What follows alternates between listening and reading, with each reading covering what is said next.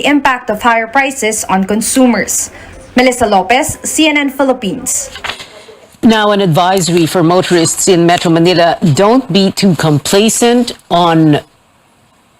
be on alert to obey traffic rules in Quezon City. Local authorities are monitoring violators through the no contact apprehension policy. George Cahilas reports. UV Express driver Arnel Rala was at the Quezon City Hall to pay for a traffic violation fine. Rala admits he was at fault and the traffic enforcer made the right call in issuing a citation ticket. His concern now, what if the next time he'll be subjected to a no-contact apprehension? Mas maganda yung enforcer para alam mo yung may violation ka talaga na Kasi pag no-contact, parang mahirap papadalhan ka na lang ng notice. The local government of Quezon City has fully implemented the no-contact apprehension policy to traffic violators since July 1 after a 9-month dry run. They are using state-of-the-art cameras with artificial intelligence technology and night vision capability to capture, photograph, and record the conduction stickers and plate numbers of vehicles that violated traffic rules and regulations. Ng motorista, pag alam nilang may nagbabantay sa intersection, ang tendency they have to follow the traffic rules and regulations. So, malilesen mo rin yung mga incidents on road crashes sa intersection. Ideally, a notice of violation will be sent through email or courier service within 14 days or more, depending on the location of the violator. Motorists must pay the fines within 30 days upon receipt of the notice. You may pay online, in select banks, or personally at the Quezon City Hall. Disregarding the notices will further increase your fines, since a 5% surcharge will be added if not paid after 30 days. They can come here and contest the violation and in view na makikita nila kung paano sila nag-commit ng violation. And also, kapag naka-receive kayo ng notices, you can view doon sa website ng Quezon City Government NCAP program na meron, makikita mo doon kung paano mo na-commit ang violation. Ilalagin mo lang yung PIN number na binigay sa'yo. The Metro Manila Development Authority has been implementing the no-contact apprehension policy since 2016. From January to May this year, the MMDA has recorded over 52,000 violations. Most of these violations are disregarding traffic signs and obstruction. Other cities in Metro Manila that also implement the no-contact apprehension policy include Manila, Valenzuela, and Parañaque. George Cahilas, CNN Philippines.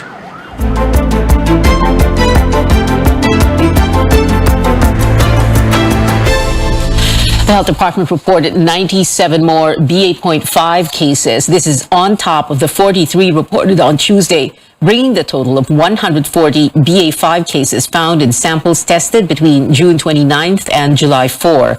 Of the 140 cases, 4 of them remain in isolation. 129 are asymptomatic and have recovered. The agency is still checking the status of the 7 other patients. Most of these cases are from Western Visayas and Metro Manila. Others are from Calabarzon, the Ilocos region, Central Luzon, Bicol, Central and Eastern Visayas, Mimaropa, and Northern Mindanao. Pero kailangan mag-iingat tayo sa pag-conclude dito sa ating mga nakikitang resulta. Ang ating genome sequencing process is being done purposively. Hindi po natin nakaka-capture lahat na nagpo-positibo sa ating bansa and therefore, hindi lahat ng positibo ay nakakapag-undertake ng genome sequencing. Meaning, yung atin pong mga resulta might be biased, Kasi hindi pa ho natin nakikita yung kompleto for the rest of the country. Based from the recent sequencing result, pinakamadami ang BA.5. Authorities add 17 of the recent 20 additional BA.2.12.1 cases have already recovered. These latest batch of patients with the subvariants are from Metro Manila, Western Visayas, Calabarzon, Cordillera, Ilocos region, and some returning Filipinos. Meanwhile, all 7 BA.4 cases reported on Tuesday have recovered. They are from Bicol and Metro Manila. Overall, the country has logged 8,248 new COVID-19 cases in the week of June 30 to July 8. That's an average of nearly 1,200 cases a day.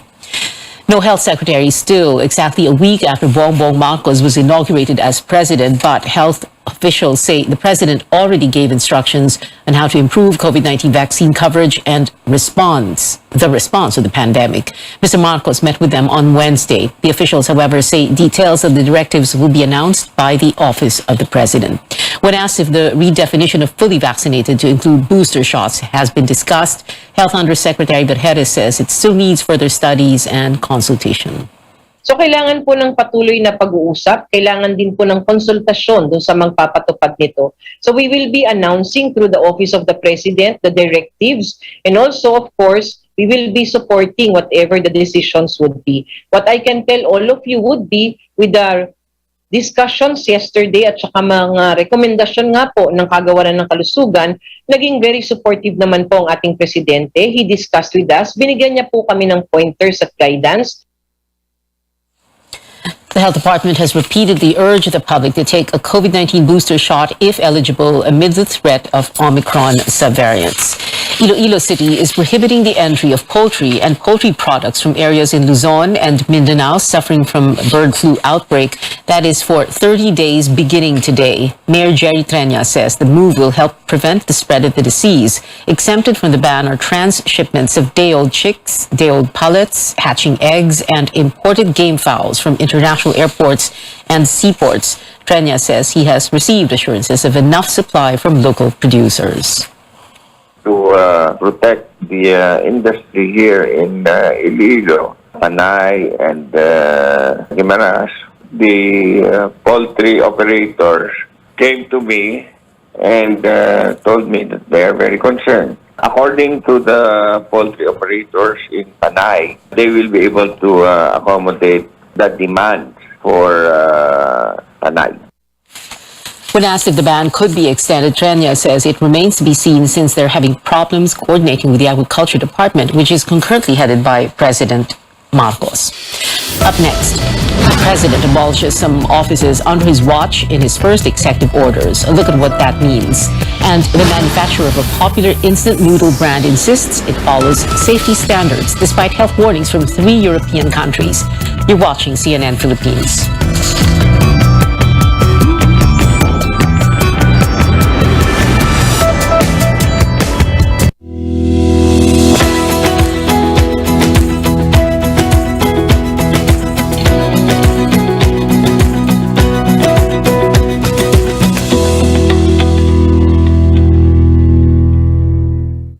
My faith in God led me to all these blessings. Kaya ako, all out sa lahat ng bigay ng Panginoon. Spirit, mind, and body. Sa tulong ng exercise, healthy diet, and MSU+. Sabi ng tatay ko, when you put God first, you will always be first. MSU Plus with CoQ10 and L-carnitine, my plus to life. Mahalagang paalala, ang MX3 Plus ay hindi gamot at hindi dapat gamitin panggamot sa anumang uri ng sakit.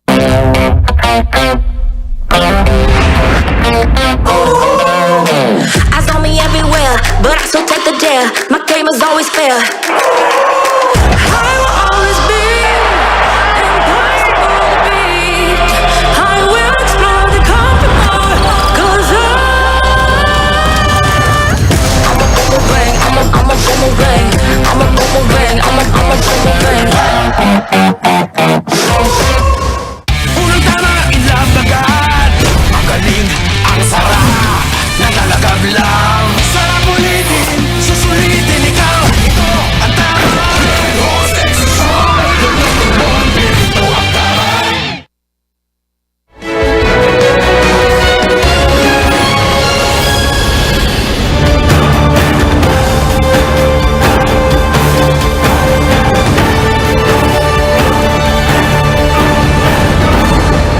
This is CNN Philippines. President Bongbong Marcos releases his first 2 executive orders abolishing some offices under the executive branch. Rex Remigio explains why Mr. Marcos abolished the Presidential Anti-Corruption Commission as well as the offices of the Presidential Spokesperson and Cabinet Secretary. President Bongbong Marcos earlier expressed concern about the government's funding for the rest of the year. And with the country not yet out of the woods when it comes to the COVID-19 pandemic, the administration says it wants to allocate resources as efficiently as possible. One way to do this is to streamline processes under the Office of the President by abolishing some offices. Among them, the Presidential Anti-Corruption Commission or PACC and the offices of Cabinet Secretary and Presidential Spokesperson. The Office of the Deputy Executive Secretary takes over the functions and powers of the PACC. These include the administrative cases of government officials it has been handling. President Duterte created the PACC in 2017 to weed out corrupt officials. The Presidential Management Staff or PMS, meanwhile, will handle Cabinet Secretariat functions. The PMS assists the Chief Executive on its daily functions, including meetings and trips. The late President Noynoy Aquino reinstated the Cabinet Secretary's office in 2012. It was then independent of the PMS with the role of coordinating cabinet members. The palace says employees affected by the executive orders can get benefits under the law. Under Executive Order Number 1, the President also establishes the Presidential Advisor on Military and Police Affairs Office.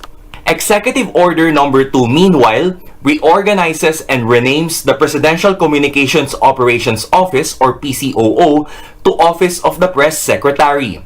The order also abolishes the Office of the Presidential Spokesperson. The PMS will take over management of Radio Television Malacanang or RTVM and the Philippine Information Agency under the President's Office. Noynoy Aquino expanded media operations under his office by establishing the PCOO in 2012. There was also the now defunct Presidential Communications Development and Strategic Planning Office.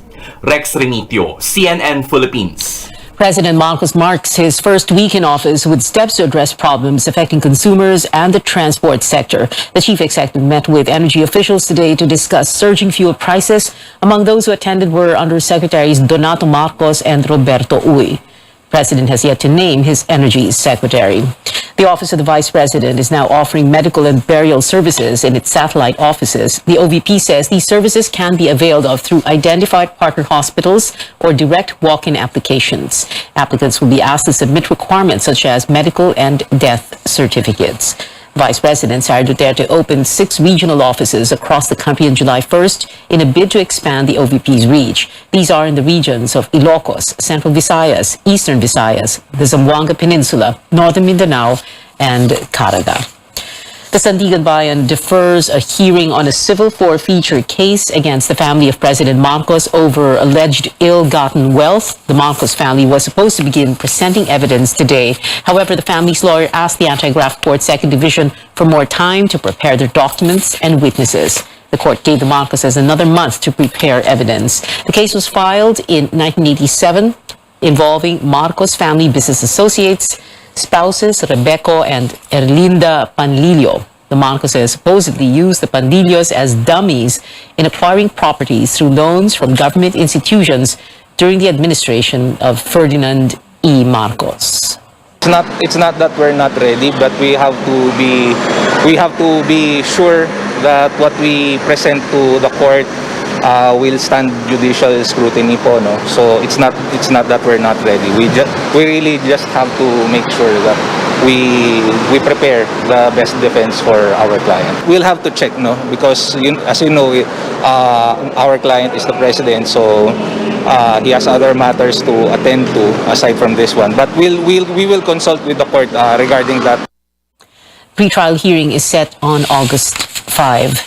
Congress opens session in less than 3 weeks. Amor Santos reports a supermajority is already taking shape in the Senate, while it remains to be seen whether the minority bloc gets more allies. With efforts to form a supermajority in the Senate in full swing, the fate of the minority bloc appears to be in limbo. Senator Coco Pimentel, who wants to be the minority leader, says he has yet to meet with the Cayetano siblings. He's eyeing to do so before the opening of session on July 25th.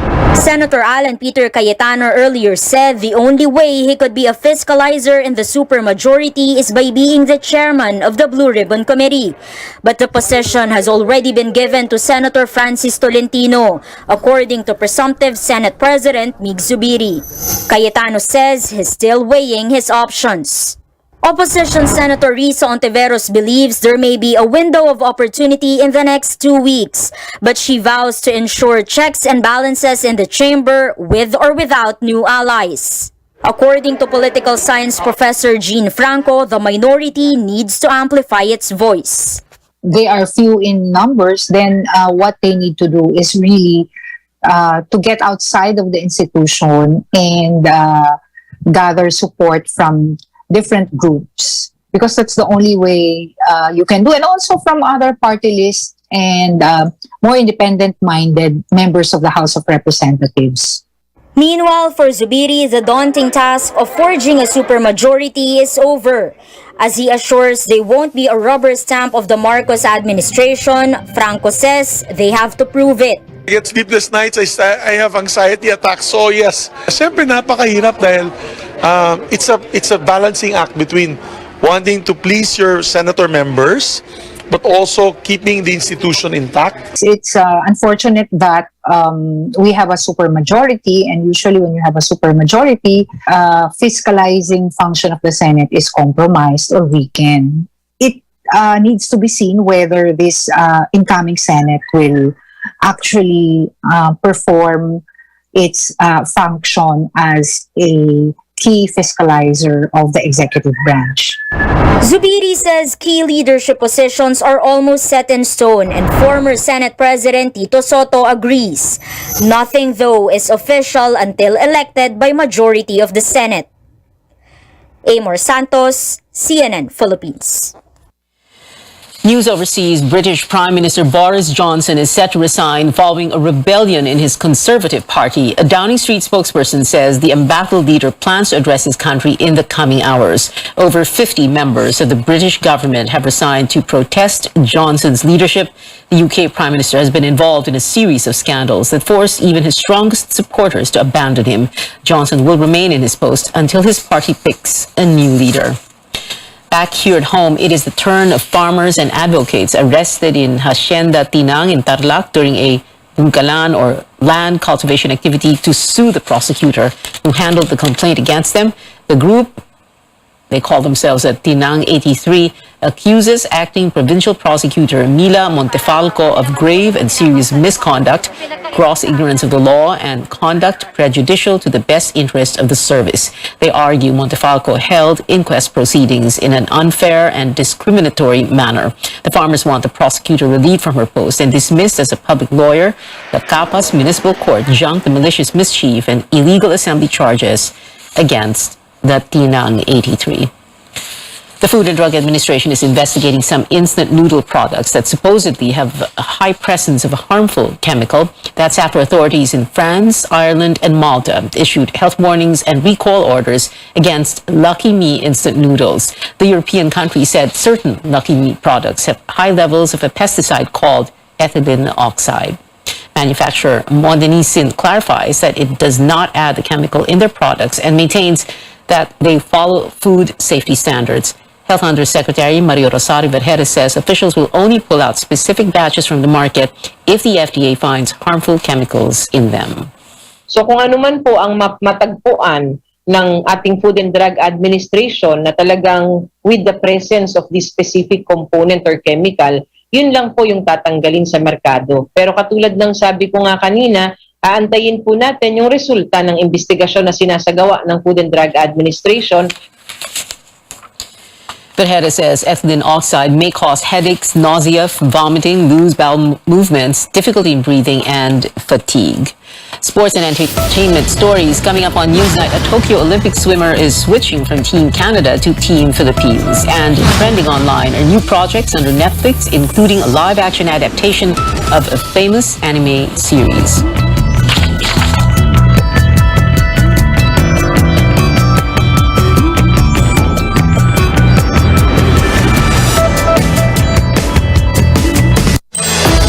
Beyond bringing power to all, we're taking steps to produce and deliver Earth-friendly energy today and for our children's tomorrow.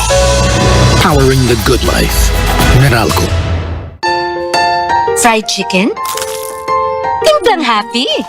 With easy-to-cook Magnolia Chicken Templados. Iba't ibang sarap ng chicken, kaya. Anong Magnolia Chicken Templados mo? Iba't ibang easy chicken sarap. It'll life you have a sa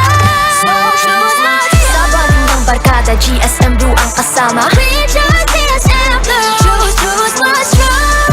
Dahil ito ang GSM Brew. Sustainability, as defined officially, is addressing the needs of the present generation without compromising the needs of future generations. Urban expansion of Metro Manila, we cannot stop it anymore. But I wrote also in 1973, when I was a student, development is not worthy of a name unless spread evenly like butter. We should balance the development. I think San Miguel is doing patriotic and philanthropic infrastructure. So we are aligned in our love of our country.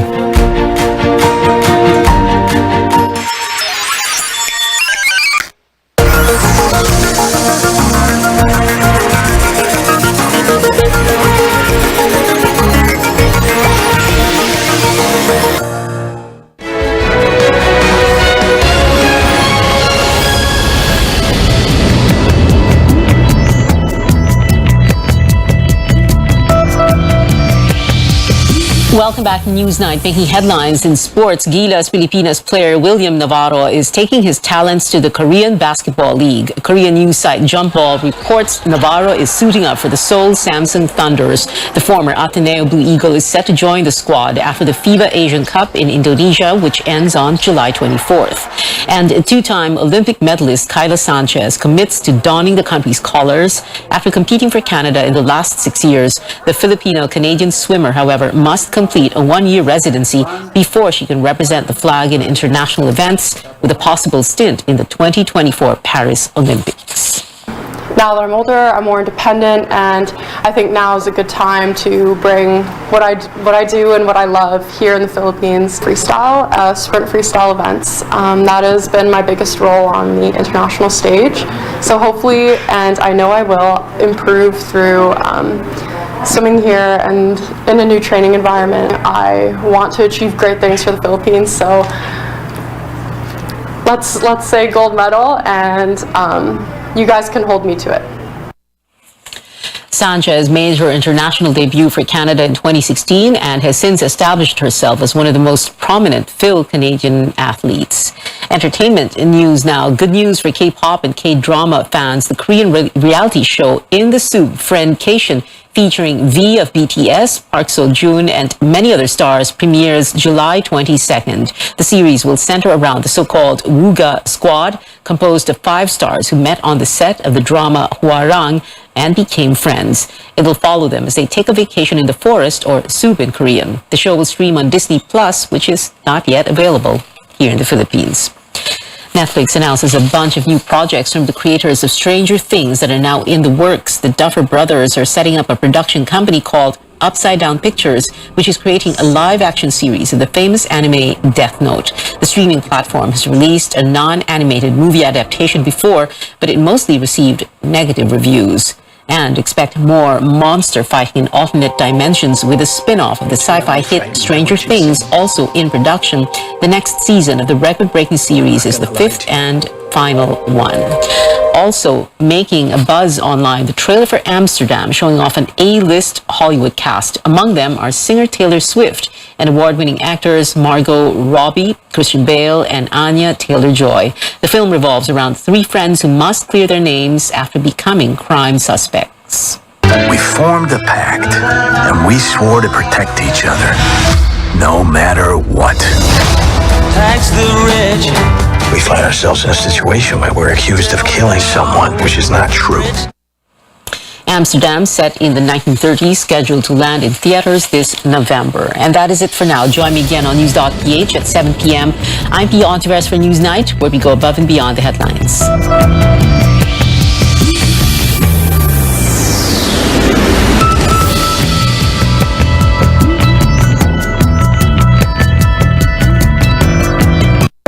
This program is brought to you by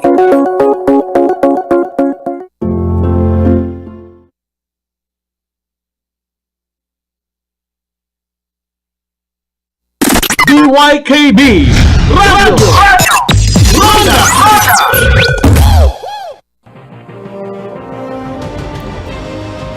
The path to the Senate presidency is clear for re-elected Senator Juan Miguel Zubiri. After a near contest, Senator Cynthia Villar said she's dropping her bid for the third highest post in the land. Zubiri will join looming House Speaker Martin Romualdez, the president-elect's first cousin, in forming a so-called supermajority in both chambers. With Marcos allies dominating the 19th Congress, can our lawmakers make sure that they can effectively exercise the system of checks and balances in a democracy?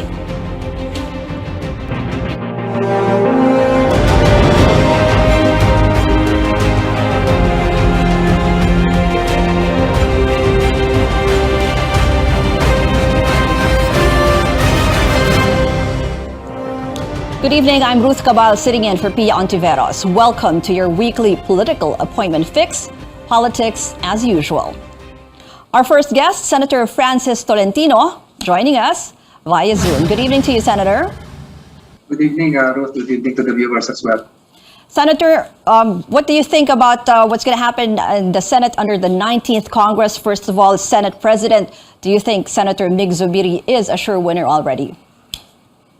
Well, it has to undergo a final process, consultation, but I think if, as he claims he has the numbers, it might end up that way. May ibang reports from sources saying 13 votes are needed, but saying 12 votes na daw. Sure na daw yan with Senator Zubiri. That's what others are claiming. So I'm not privy to the initial discussions, but I think it is going to be that way. Pero kayo po, sino-sino po? Kasi lumalabas na names, di ba? Senator Zubiri and then Senator Cynthia Villar. You have Chis Escudero, Gatchalian. Sino po kayo ang napupusuan nyo? Let us leave it that way. It's going to be a conclave of the senators deciding that. So I'll be joining the majority, rest assured. But for you, what do you think would make a good Senate president? A Senate president should continue to project the independence of the Senate. A Senate president should be able to be the cohesive band, so to speak, of all the 24, including himself, senators. The Senate president should be at the forefront of projecting not just the independence, but the proactiveness of the Senate in terms of coming out with effective legislative measures, especially as we are now coming out of the pandemic. Some of those you mentioned, independence, yung ensuring cohesion, and being proactive. Do you think, tanong ko lang po, do you think Senator Zubiri has that? All of them are qualified. All of them, if they rally behind a single person, will definitely have that. And Senator Zubiri, I think, can also project himself that way. When you say also that you will be with the majority, ano po yung nakikita nyo ngayon? Kasi obviously it's going to look like a super majority both in the Senate and the House.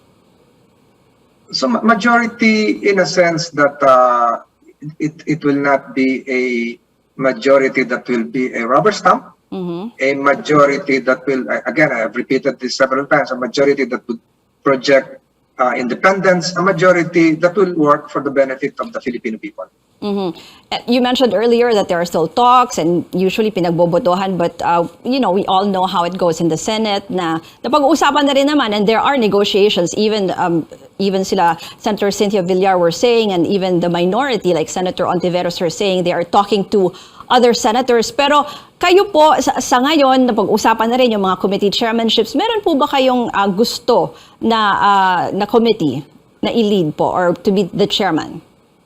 I think I'm being offered the Blue Ribbon Committee, and I would strive to be a performer in whatever committee I will be placed. Rest assured. But do you also, Senator Zubiri mentioned that he's looking at you to head the Blue Ribbon Committee. Kayo po ba? Gusto niyo po ba yan? And ano ang nakita niyong possible challenges? Well, challenges is, you know how the Blue Ribbon Committee works. It's a combination of prosecutorial, in aid of legislation, and what have you. So we'll try to have if that will push through, we'll try to project the Blue Ribbon Committee as the prime Senate committee. But yung tanong mo kanina, if I have other committees in mind, definitely I have. Like what, sir? Siguro Committee on National Defense. Defense. Okay. Yung isa pa pong tanong ko din, follow-up dito sa possibly heading the Blue Ribbon Committee. Kasi po, kayo po ay kilalang kaalyado ni President Duterte, and also you supported the unit team din po with President-elect Marcos. How can you ensure that your committee will be independent in conducting investigations? I think my track record will show that. Definitely previous committee hearings, even though if I was not the chairman, I was able to project my independence. The most recent committee hearing probably was the stoppage of the online sabong. And modesty aside, I attended all hearings. Isa po sa parang mapag-iwanan po ni Senator Gordon as chair of the Blue Ribbon Committee, itong investigation ng Senado sa Pharmaly, and Senator Risa Ontiveros is saying she's open to filing a resolution to possibly reopen. What's your stand on that? Reopen the investigation? Kasi hindi po nag-prosper It has to be a committee decision. First of all, I'm not the chairman.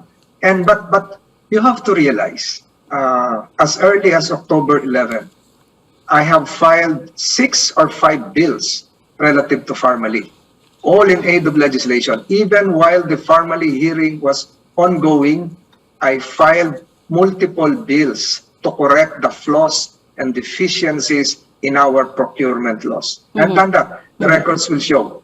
Stamp received by the Senate, October 11, 2021. But Senator, may I just know, you're a member of the Blue Ribbon Committee dito under kay Chair Gordon, but you didn't sign the draft committee report. Yes, but the purpose of the hearing was to come up with legislative measures. And as I have told you, ako yung nauna. Nag-hearing pa lang, palagay ko ako lang po yung nag-file ng legislative measures confronting head-on Pharmaly. Look at the records. Baka wala pang na-file yung Blue Ribbon Committee because of the report, pero ako as early as last year, ito lang sabi ko, ito yung kailangan baguhin batas, procurement law. We have to change the we have to change the procedure relative to Republic Act 9184. We have to change the warehousing rules. We have to change some provisions of the local government code. Yun na yung endpoint nun eh. And as a lawyer, ginawa ko yun. Okay, sir. Even as being a mere member of the committee, ito na yun, I deliver. Limited time lang po tayo, sir. Last na lang po, if ever you will get to head the Senate Blue Ribbon Committee, ano na po yung nakikita nyo ngayon na gusto nyong tutukan or possible investigations that you want to conduct? Let's see. As early as 2 months ago, I've been saying something about the reported SSS net losses. Let's see how it will evolve.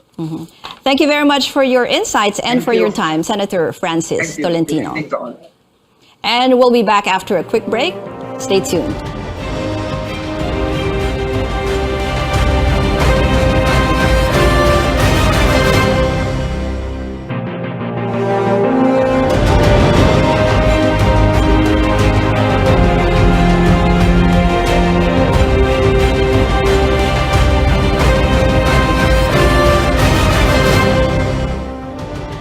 Welcome back. This is Politics as Usual. I'm Ruth Cabal. Our next guests, former Senator Orly Mercado and analyst Richard Heydarian. Good evening to you, gentlemen.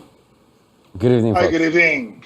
Good evening, Orly. Good evening, Richard. Sir Orly, I'll start with you. As a former senator, what can you say about the new Senate composition under the 19th Congress, the upcoming 19th Congress? Lagi ko nabigring yung majority, super majority. You know, nung nare-establish ang, pardon my going back to history, but you know, hindsight is important. Ganon din ang question eh. Baka wala mag-object sa inyo. 24 kami kandidato, 22 won. Ang minority lang nun, si Johnny Ponce Enrile at saka si Erap Estrada. So, people are saying, what kind of a Senate would that be? There should be a super majority, etc. It was President Koreakin who said, don't worry about that. These people, you have 24 independent republics, dyan manggagaling yung opposition. Kaya napaka-importante maintindihan sa majority na disagreement does not necessarily mean disloyalty. You can be part of the supermajority, and any practical politician will join the majority. How can you get your committees? How can you get your work done? How can you pursue your advocacies? Unless you are in the majority, these are critical. So the realities, nagbabanggaan yung realities of politics, and when to speak out because you think that it is in the public interest, and you are actually helping the majority and helping the administration by pointing out things that are going wrong or are askew. So looking at the composition now, Senator, anong tingin niyo po doon sa, even with the nuance, yung binanggit niyo kanina halimbawa na they would join the majority because of, their advocacies. I think I heard si incoming Senator-elect Tulfo saying that also, no? Na parang he's joining the majority because of his advocacies also, and yung committee chairmanship. Yung mga tao po mismo o yung nanalong senador ngayon, what do you think? See, we sometimes lose our focus on what the role of the Senate is. It's a policy-making body. It is a deliberative, collegial body that makes laws. And you're not a rubber stamp. You have a mandate. You're elected by an electorate, the same electorate that elects the president and the vice president. So that gives you the important role of supporting legislation that will actually help our people in the end, and can hopefully be easily passed, and that's fine. In a government wherein there is a meeting of minds between the policymaker and the policy implementer, unlike its fusion in a parliamentary form of government. Ang importante rito, naintindihan natin na ang objective dito is to make laws. Kasi mambabaw yung understanding ng sinasabing, majority yan eh. Ibig sabihin, wala lang mag-o-object. Sino pa mag-o-object? You're generalizing. Because I'm sure from the senators, there will come out people who will really disagree. And they will break away when they feel they cannot sacrifice their principles. Okay. Let me ask si Professor Hidarian, what do you think about the looming supermajority in both houses? Well, this is not anything new, right? This is what we also got in 2019. In fact, in 2019, the opposition did even worse, right? Not a single one from opposition made it. At least this time, you could argue at least one with Rizal Ontiveros. In fact, more if you bring in Chis Escudero and others who were part of the Grand Alliance of the opposition. But the question is, what do you do with this supermajority? President Duterte didn't make much out of it. I think everyone was thinking, now that you have supermajority, they're going to railroad the constitutional change, etc. It didn't happen, right? So it depends how the coordination is going to happen. And let's not forget, we don't have real political parties in this country. The Unity Team is not a political party. It's a tactical alliance. And the thing with tactical alliances is that weather lang yan. So it's very possible that they were together during the election campaign. In the case of Zubiri, he defected to the other side, and we understand why this stuff are happening. But later on, as the Senate kicks off and important issues, high-stakes issue come into picture, I think that's where magkakaalaman na kung sino talagang majority, sinong hindi. I think there are going to be roughly three kinds of groups. There are going to be the yes men and yes women. Let's just be honest about it. We're not going to name names. And then there are going to be people in the middle who are going to try to, have it both ways.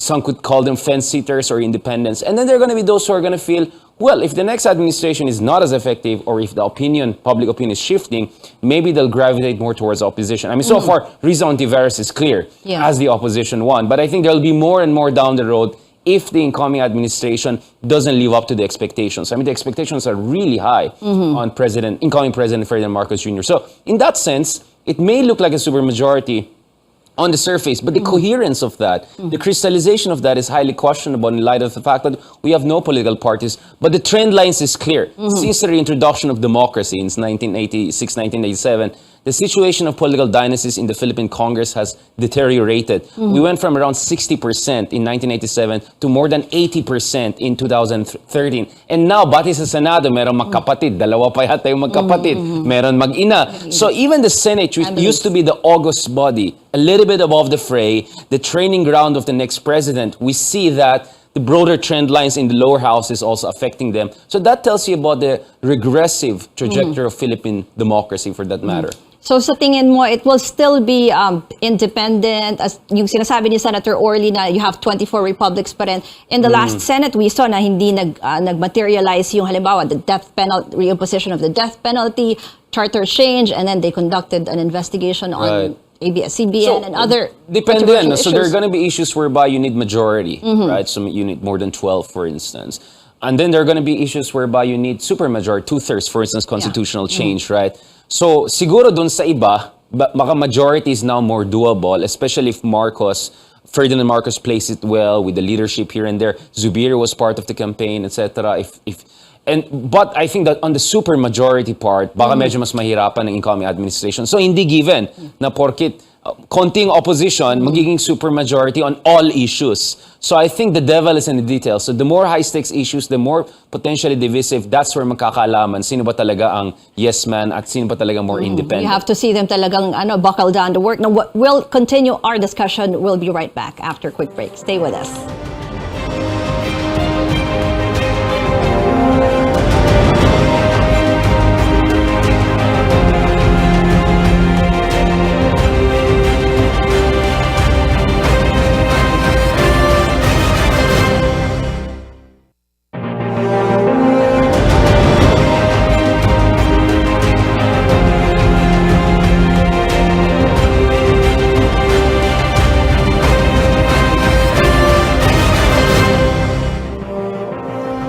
We're on our final stretch. Still with us, former Senator Orly Mercado and analyst Richard Haydarian.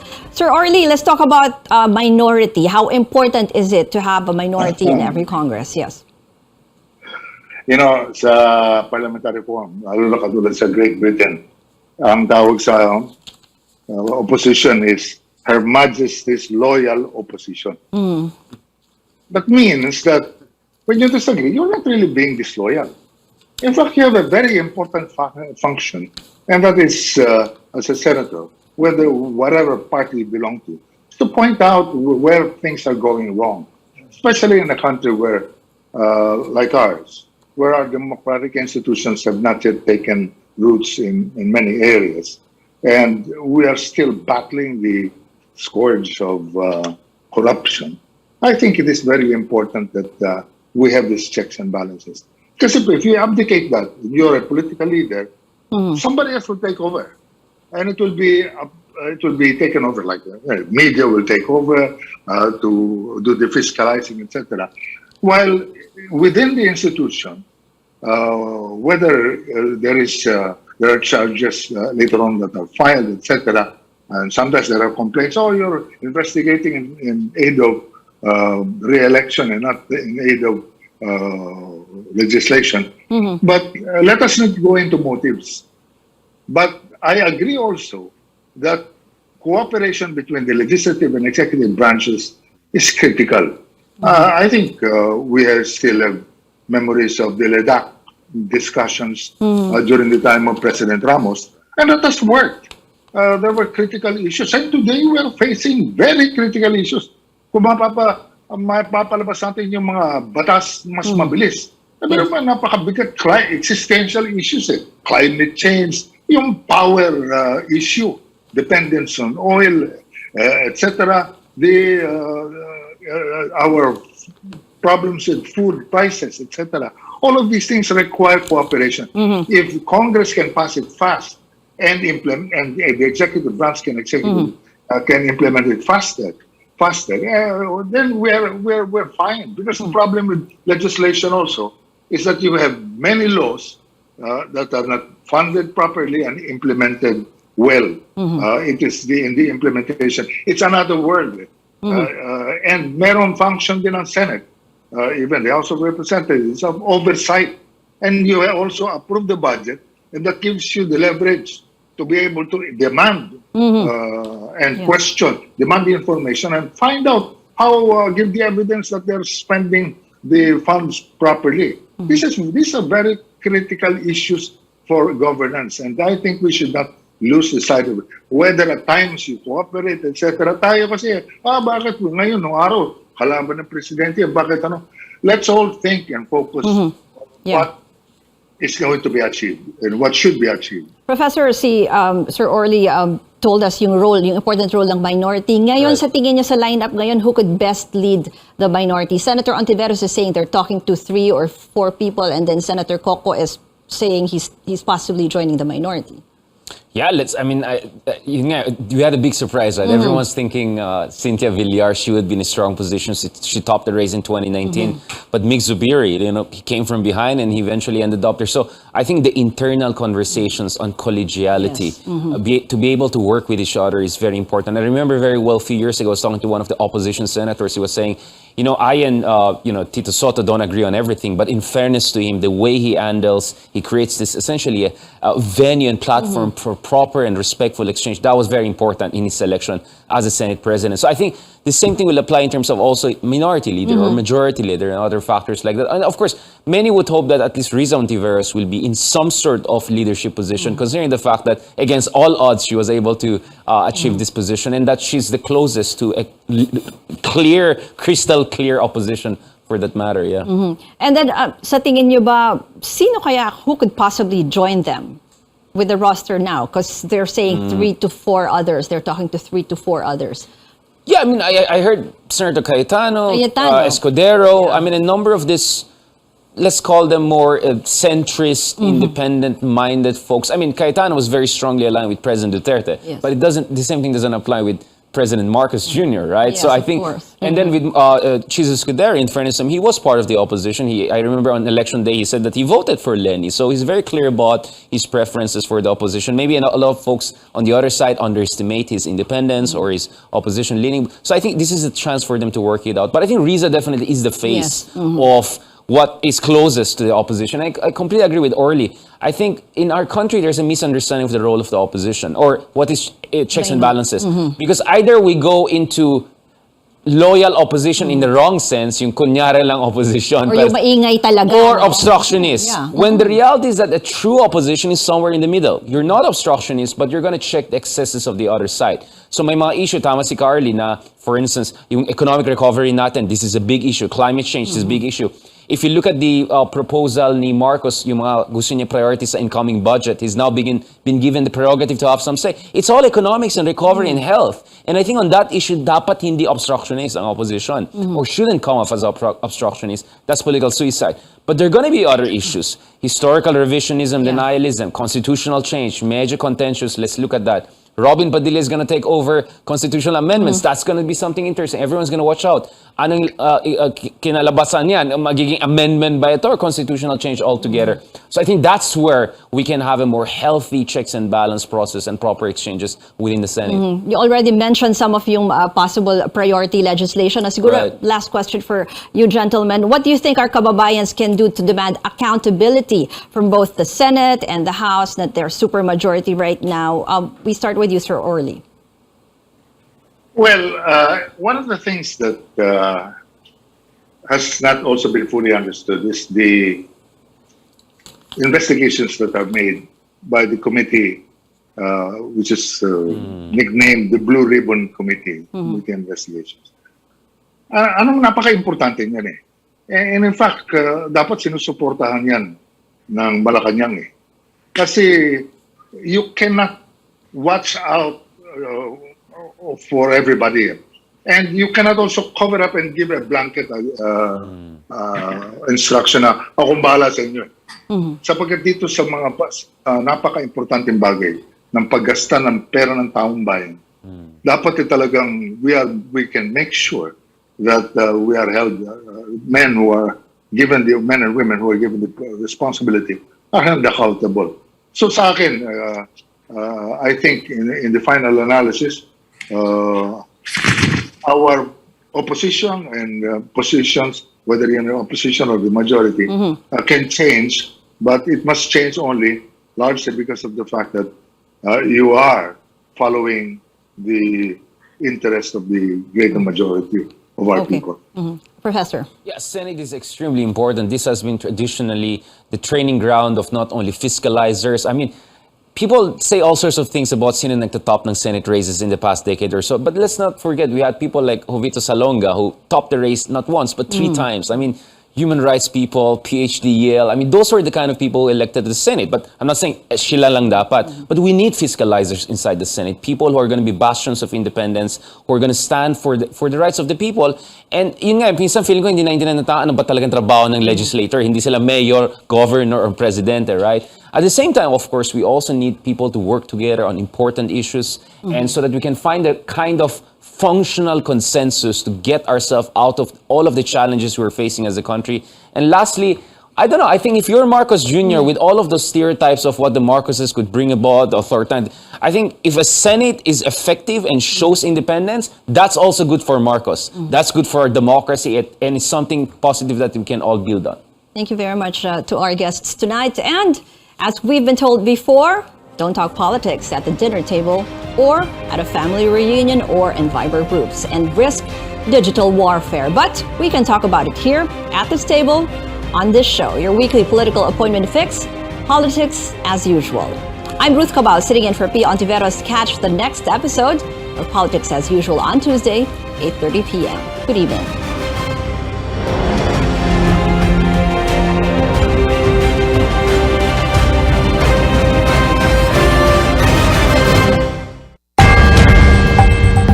Let's get ready to rumble! DYKB, Radyo Ronda Bacolod, 14:00